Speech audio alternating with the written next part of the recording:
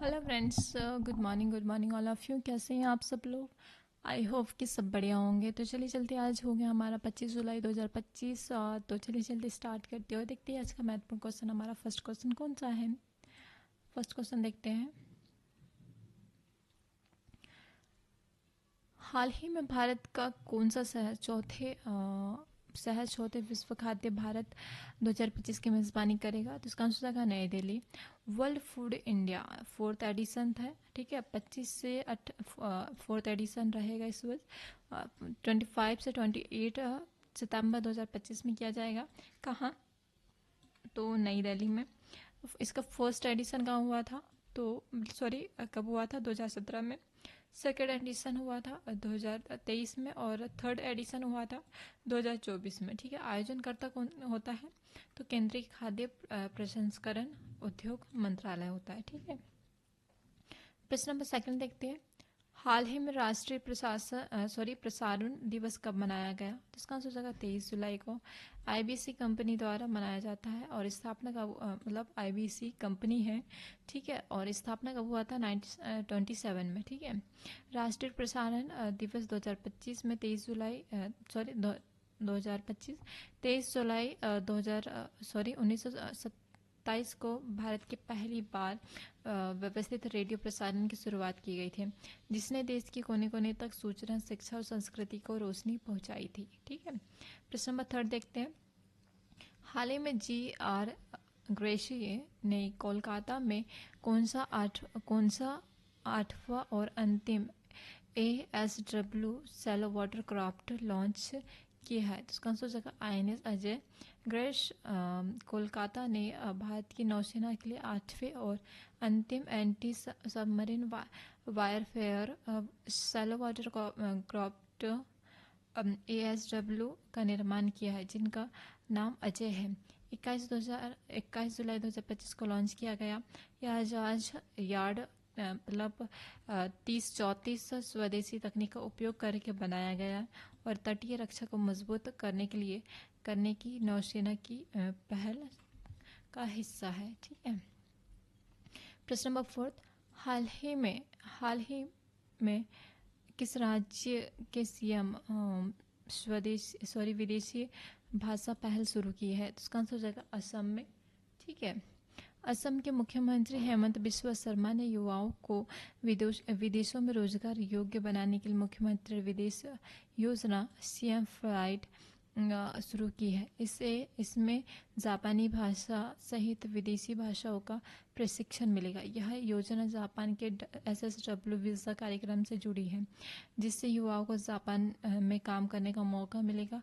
हर चयनित अभ्यर्थी को मतलब 1.5 लाख की सब्सिडी भी दी जाएगी। Question number 5।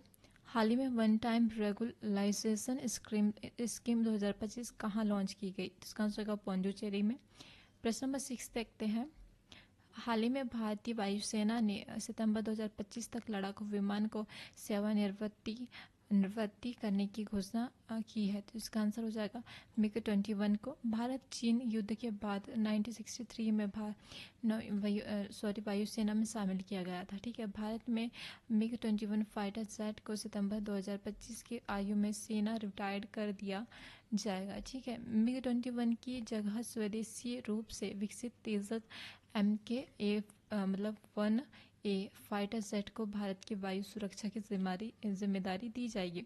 भारतीय वायुसेना के पास वर्तमान में 36 MiG-21 जेट बचे हैं, जो कि दशकों से देश की रक्षा में लगे रहे हैं, ठीक है। प्रश्न नंबर 7 देखते हैं। हाल ही में ओलंपिक और पैरा ओलंपिक में स्वर्ण पदक जीतने वालों को 7 करोड़ का नगद पुरस्कार देने की घोषणा किसने की है? इसका आंसर हो जाएगा दिल्ली सरकार ने। ओलंपिक और पैरा ओलंपिक खेलों में स्वर्ण पदक लाने वाले खिलाड़ियों को कितने दिया जाएगा? 7 करोड़। रजत पदक लाने वाले खिलाड़ियों को दिए जाएंगे 5 करोड़, और कांस्य पदक वाले को दिए जाएंगे 3 करोड़ रुपए, ठीक है। प्रश्न नंबर 8 देखते हैं। हाल ही में जारी हैनेले पासपोर्ट इंडेक्स 2025 में भारत कौन से स्थान पर है? इसका आंसर हो जाएगा 77 स्थान पर। भारत हैंडले पासपोर्ट सूचकांक 2025 में 8 स्थान ऊपर चढ़कर 77 स्थान पहुंच गया है, जबकि पिछले साल यह वर्ष 85वें स्थान पर था। ठीक है, प्रश्न नंबर 9 देखते हैं। हाल ही में मॉर्गन स्टैनली के अनुसार भारत कब तक दुनिया की तीसरी सबसे बड़ी अर्थव्यवस्था बन जाएगा? इसका आंसर हो जाएगा 2028 तक। मॉर्गन स्टैनली के अनुसार भारत 2028 तक दुनिया की तीसरी सबसे बड़ी अर्थव्यवस्था बन जाएगा।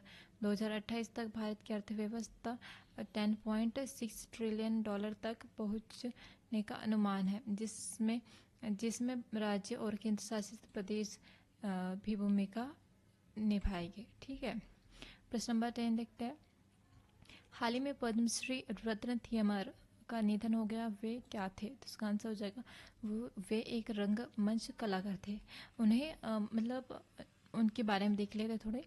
1989 में उन्हें पद्मश्री से पुरस्कृत किया गया था। 1987 में वो संगीत नाटक अकादमी पुरस्कार मिला था और 2005 में कालिदास पुरस्कार मिला था और 1997 में फ्रांस का लॉर्ड ग्रैंड मेडल भी उन्हें मिला था। ठीक है, रतन थिमर भारतीय रंगमंच के एक महान हस्ती थे, जिन्हें थिएटर ऑफ रूट्स आंदोलन के प्रमुख स्तंभ के रूप में भी जाना जाता था। ठीक है, उन्होंने 70 वर्ष की आयु में इम्फाल के अंतिम सांस ली। थिमर को रंगमंच में उनके योगदान के लिए 1989 में पद्मश्री से सम्मानित किया।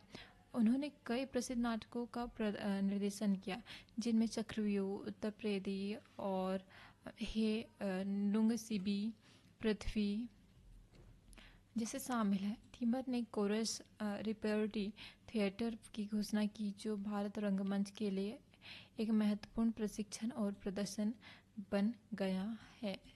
ठीक है, तो यह रहा आज का हमारा 10th नंबर का क्वेश्चन, जो कि आज का हमारा 25 जुलाई के करंट अफेयर कंप्लीट होती है।